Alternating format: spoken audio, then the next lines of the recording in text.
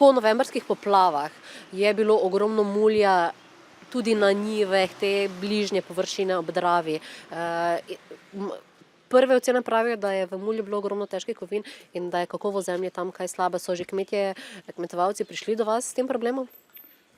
Sami kmetovalci niso prišli do mene s tem problemom, je pa mi ta problem znan, tako da smo občina Duplek je naročila še dodatne 3 odvzeme vzorcev, da vidimo nekako, koliko od Drave se ta vzorec izboljšuje ali pa poslabšuje.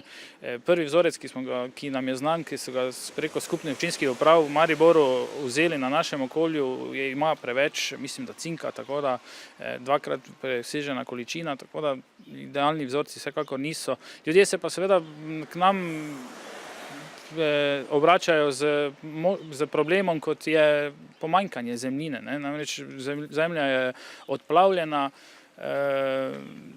občina tukaj pravzaprav nima resursov, tam tudi finančna pomoč ne pomaga prav dosti, mi pravzaprav bi morali imeti kakovostno zemljo, ki pa je pravzaprav ni mogoče dobiti. Se pravi, tisto, kar pa je polno težkih kovin, ki bo verjetno neprimerno za kmetovanje, kamoli za živila.